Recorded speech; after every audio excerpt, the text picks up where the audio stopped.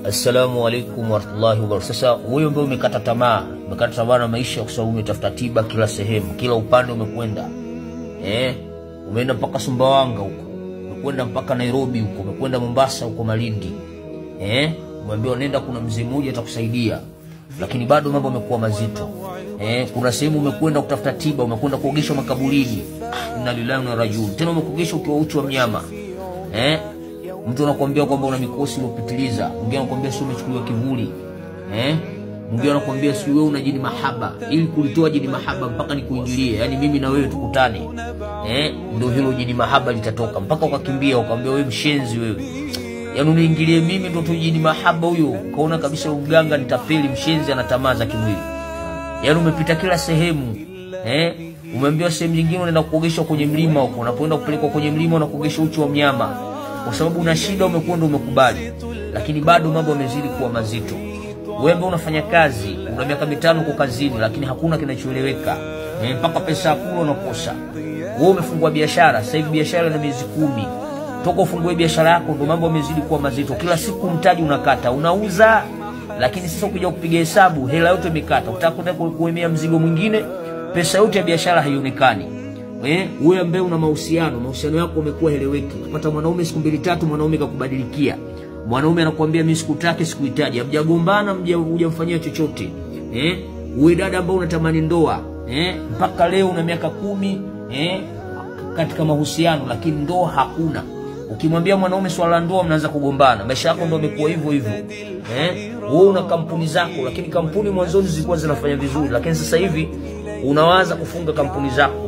Ulikuwa unapata wateja nje na ndani ya nchi, lakini sasa hivi wateja wote wameshakata.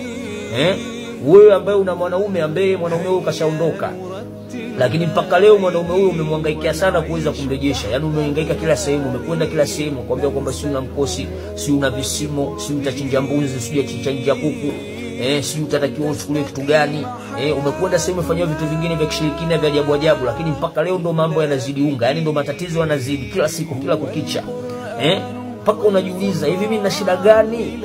Mimi na tatizo gani? Mbona mambo kila siku yanazidi kuzidi unga? Yaani matatizo yanazidi kila siku. Wewe ambaye mwanzoni ulikuwa unapata pesa, yani kwa wiki milioni 5, milioni 6. Ukimwambia mtu shida yako basi mtu anakutekelezea jambo lako. Lakini sasa hivi ukiwa na shida yako ukimfuata mtu atakuahidi, alafu mwisho wa siku atakuzimia simu. Ukimpigia simu tena hana habari na wewe.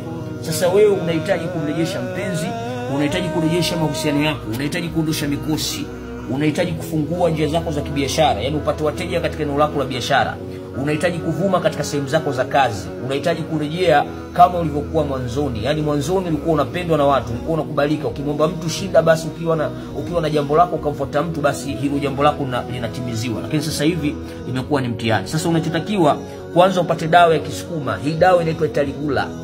Upate Italigula ambayo imewekwa na vizimba vyake. Humu kuna vizimba vimeingia. Humu kuna gamba la nyoka, lakini pia humu kuna kamba, humu kuna ajiroto, humu kuna msekela, humu kuna mzutwe, humu kuna kiandama kimechanganywa, humu kuna jiroto, humu kuna mkumbula. Kuna vizimba vingi ambavyo vimeingia katika dawa hii. Ukishapata dawa hii utachukua pamoja na chumvi mawe. Ukishachukua na chumvi mawe, hii utatumia kukoga. Utaoga ndani ya siku 7 mpaka siku 21. Utatia nia zako juu ya matatizo yako. Kama ni eneo lako la biashara, basi tumia kudekia katika eneo lako la biashara. Hakika utaona ajabu kubwa sana. Hii ni mujarrab, yani ni mujarrab sana. Wabillahi tawfiq.